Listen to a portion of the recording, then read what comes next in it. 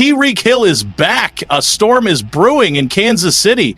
The NFL world is officially on fire right now, and for good reason. The rumors are true. Tyreek Hill is making his long-awaited return to the Kansas City Chiefs. Yes, you read that right. The Cheetah is coming home, and this season is about to get absolutely explosive.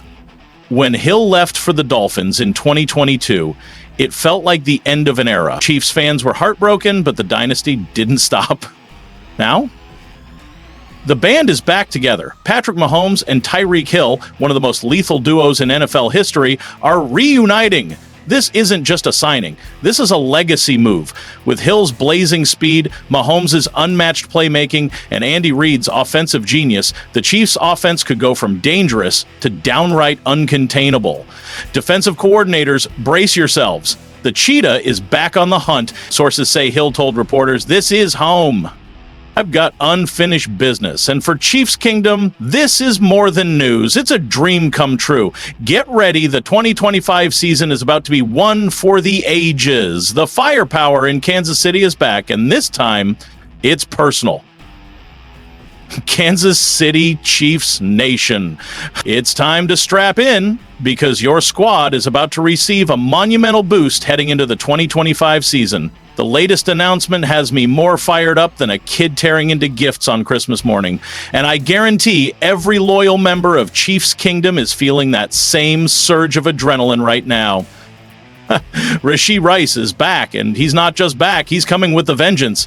Coach Andy Reid took to the podium Thursday and delivered the update every Chiefs fan has been anxiously praying for since that brutal knee injury sidelined Rice last October.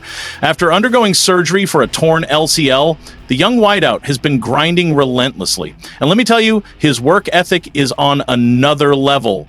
Coach Reid confirmed Rice has been a full participant in both voluntary OTAs and mandatory minicamp.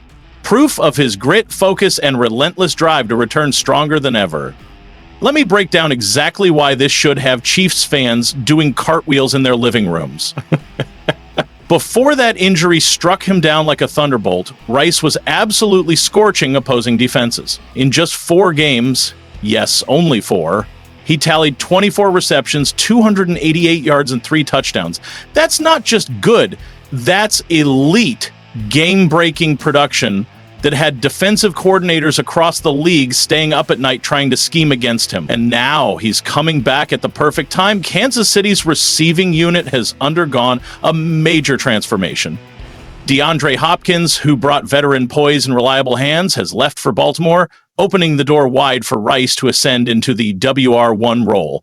Everyone knows he's got the chops to own it, and let's not ignore the elephant in the room. Travis Kelce, a future Hall of Famer and the heart of this offense, is turning 36 in October. While he is still playing at an elite level, the Chiefs must begin redistributing offensive responsibilities, and Rashee Rice is primed to shoulder that load. Rice's rookie campaign in 2023 wasn't just solid, it was spectacular. The second-round pick burst onto the scene and immediately rewrote the record book, 7 receiving touchdowns and 79 receptions as a rookie. That's not padding stats in garbage time. Those are clutch, momentum-shifting plays in high-stakes moments. What makes Rice such a threat isn't just his glue-like hands. It's his football intelligence, surgical route running, and uncanny ability to exploit soft spots in coverage. He makes elite defenders look ordinary.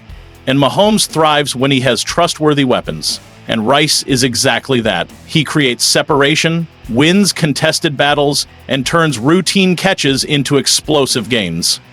And he's surrounded by a receiving core that's quietly becoming one of the most lethal in the NFL. Marquise Hollywood, Brown brings blazing speed and veteran savvy. Juju Smith-Schuster offers grit, clutch instincts, and championship pedigree. Xavier Worthy is already flashing brilliance as a rookie, and Jalen Royals, the 4th-round gem, adds dynamic depth and untapped potential. But Rice is the crown jewel, the potential WR1 who can be the engine of this offense. He's not just talking big, he's exuding belief. He's been vocal about how this group is going to be explosive and light up the scoreboard, and you can feel it. It's not just swagger. It's certainty backed by talent. When you combine Rice's deep threat ability, Worthy's speed, Brown's experience, and Juju's consistency, you're looking at a nightmare matchup for defensive coordinators week after week. Let's not forget, the Chiefs were this close to making NFL history last year, falling just short of a three-peat after a tough loss to Philadelphia. That stung bad. The Eagles exposed a few cracks, the lack of consistent big plays and some heartbreaking drops in critical moments. But now, with Rice back, rejuvenated and ready to dominate, the Chiefs are reloading for another title run. But as last season showed us, even elite dynasties must adapt or fall behind. The issues that plagued Kansas City's offense weren't flukes or bad luck. They were glaring, data-backed weaknesses that simply couldn't be ignored. The Chiefs ranked 27th in the league in explosive plays per dropback, managing to gain more than 15 yards only 6.2% of the time. That's not championship caliber production, especially for a team with Patrick Mahomes at the helm. The only teams worse in that category, the Browns, Giants, Patriots, Dolphins, and Bears, all of whom were watching the playoffs from their couches. The numbers get more alarming. Just 6.7 yards per attempt, firmly in the league's lower tier. Only 42 passing plays of 20-plus yards, sixth worst in the NFL, and only 4 passing plays of 40-plus yards, tied for second worst in the entire league. Their longest pass of the season, a modest 54 yards, third worst league-wide. Stats like that don't win rings. They get coordinators fired and postseason dreams shattered. But here's why Rashee Rice changes the equation entirely. This young phenom has a rare blend of explosiveness, precision, and football IQ. He can turn a 5-yard slant into a 50-yard sprint. He separates deep downfield. He improvises when plays break down. And that is exactly the kind of player Kansas City was sorely missing last season. The chemistry he shares with Mahomes, it was already forming in those first 4 games before the injury. Timing, trust, rhythm, all showing flashes of something truly special. And while Mahomes has elevated many receivers, Rice is one of the few with the talent to elevate Mahomes right back. That kind of mutual synergy is how you build dynasties, break records, and win Super Bowls. See, when you're the Kansas City Chiefs and you've scaled the NFL summit multiple times, every decision is scrutinized under a microscope, like an insect pinned in a lab. Every draft pick, every free agent signing, every trade, it all matters because the margin for error narrows to razor-thin levels when you're trying to sustain greatness. And that's precisely where we find ourselves today, discussing a move that could define the next decade of Chiefs football. The 2025 NFL Draft came and went, and while most fans were laser-focused on the flashy top picks, something intriguing was brewing down at pick number 32. Now, I know what you're thinking. Pick 32? That's just the last pick of the first round. What's the big deal? Let me tell you, that mindset is exactly why so many people miss the forest for the trees when it comes to constructing championship rosters. True dynasties aren't built on just the top 5 picks that everybody obsesses over on social media. They're forged in the fire of identifying hidden gems where others see risk, spotting raw talent where others see question marks, and having the guts to make bold decisions when the stakes are sky high. And that's precisely what Kansas City did when they stepped up to the podium and announced their selection. The name that echoed through the draft was Josh Simmon, an offensive tackle from Ohio State University. Now, before you roll your eyes and mutter, another offensive lineman, how thrilling, let me break down why this pick could either be the steal of the draft or the haunting misstep that shadows this franchise for years. First off, let's talk about what Ohio State has been producing lately in the trenches. We're talking about a veritable factory of NFL-ready talent. These aren't just big bodies filling space. They're polished, technically sound, fundamentally disciplined players who grasp the intricacies of pass protection and run blocking at the elite level. When you see that Ohio State logo next to a lineman's name, you'd better sit up straight. History shows that Columbus knows how to mold linemen into pros.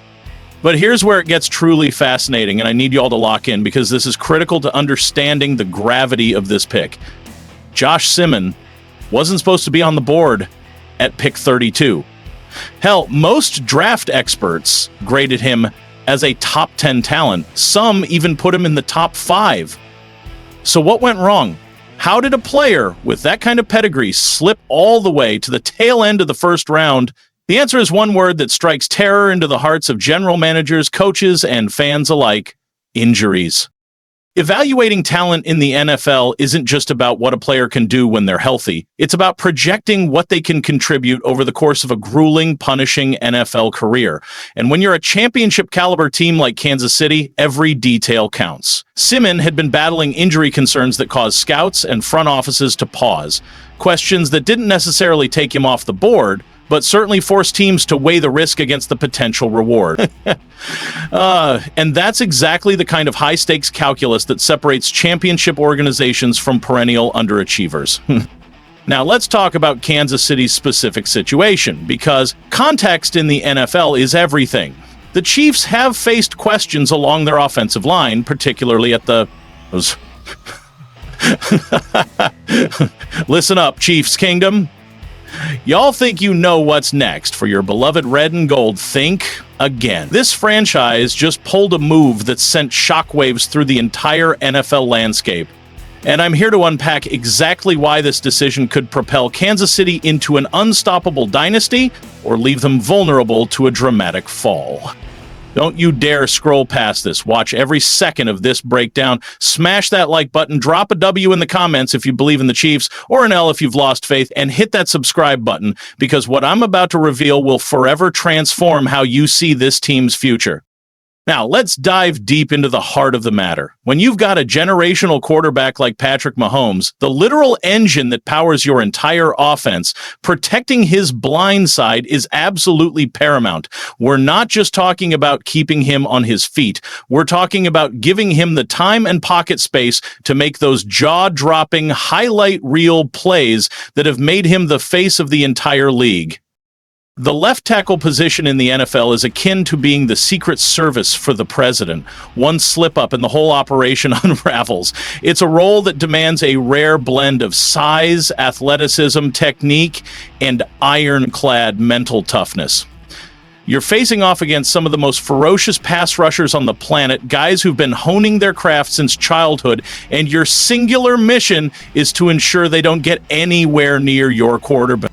What makes this pick even more compelling is how it aligns with Kansas City's long-term blueprint. This isn't just about patching a hole for the 2025 season. This is about laying the foundation for sustained excellence over the next 5 to 10 years. When you draft an offensive tackle in the first round, you're not just selecting a player. You're securing a franchise cornerstone, someone you can build your offensive identity around for years to come. But here's where the stakes get even higher and why I'm so fired up about this situation. The success rate for offensive tackles drafted in this range tells a story one every Chiefs fan needs to grasp. We're not talking about randomly tossing darts and hoping for the best. We're talking about a meticulous risk-reward calculation based on historical data and performance patterns. Analyzing the last decade's drafts, offensive tackles selected between picks 21 and 37 have boasted a success rate of roughly 67%. That might not sound earth-shattering on its own, but when you compare it to the overall first-round success rate, which hovers around 50-55%, you start to see why this range has become a goldmine for unearthing quality starters. What's even more impressive is the caliber of players that have emerged from this sweet spot. Guys like Ryan Ramczyk, who's become a linchpin for the New Orleans Saints, Christian Darrisaw, who's been anchoring protection for Kirk Cousins, and likely the future QB in Minnesota, and Tyler Smith, who's instantly solidified the Dallas Cowboys' offensive front. These aren't just guys who managed to stick around the league. They're bona fide starters, second contract earners, and in some cases, Pro Bowl talents. That's the kind of hit rate that makes general managers sleep well at night, especially when you're talking about a position as vital as left tackle. But let's not sugarcoat this reality, Chiefs Kingdom. For every success story in this range, there's a cautionary tale. Players like Isaiah Wilson, who vanished from the league almost as fast as he entered it, or Andre Dillard, who never quite delivered on his first-round promise despite flashes of potential. The difference between a hit and a miss at this level often boils down to factors that go beyond raw talent. Things like work ethic, character, adaptability to the breakneck speed of the NFL, and, perhaps most crucially, the ability to stay healthy enough to develop and thrive. This is precisely where the injury concerns surrounding Josh Simmon enter the conversation. It's one thing to have the talent and the technique to play left tackle at the highest level. It's another thing entirely to do it consistently over a grueling 17-game regular season, plus a potential deep playoff run. The Chiefs' medical staff and front office obviously did their due diligence on Simmons' injury history. They brought him in for comprehensive evaluations, put him through rigorous medical testing, and likely consulted some of the most renowned orthopedic specialists in the country. The fact that they were comfortable investing a first-round pick in him signals that they believe the risk is manageable. What fires me up most about Rice's return is his knack for extending plays. Not just surviving broken plays, but thriving in them. When Mahomes scrambles and starts painting outside the lines, he needs receivers who can pivot on a dime. Rice has that rare spatial awareness and adaptability that most veterans don't even develop until year 5. He's already showing it, and now he's back at 100%, fully participating in OTAs and minicamp, sharpening his routes and syncing with Mahomes. His knee looks solid, his movement crisp, and his hunger off the charts. Let's not forget, Andy Reid's playbook is tailor-made for a weapon like Rice. Motion, rub routes, disguised alignments. Reid knows how to get guys open, and Rice has the versatility to line up outside, in the slot, or even in the backfield. That unpredictability makes him a nightmare for defensive coordinators. The Chiefs' Super Bowl window is still wide open, but they're not wasting time. They know the clock is ticking on the Mahomes-Kelsey era, and bringing Rice back into the arsenal not only adds a dynamic vertical threat, it patches one of the most glaring holes from last season. And let's talk about mentality. Rice didn't just rehab, he retooled. He didn't sulk, he studied, grinded, and returned with a vengeance. That level of resilience, coming back from a serious injury early in a promising career, is what separates the good from the great.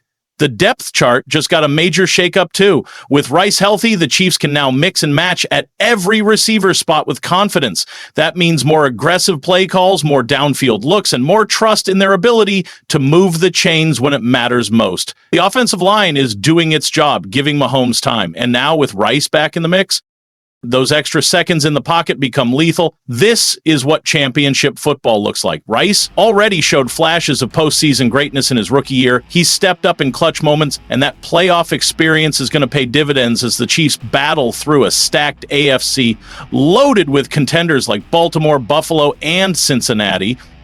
They can't afford to stay stagnant. And Rice's return isn't just an upgrade, it's a statement. Whether the Chiefs hoist the Lombardi again may very well hinge on Rice picking up right where he left off. From what we're hearing and seeing, he's ready, and Coach Reid's confidence speaks volumes.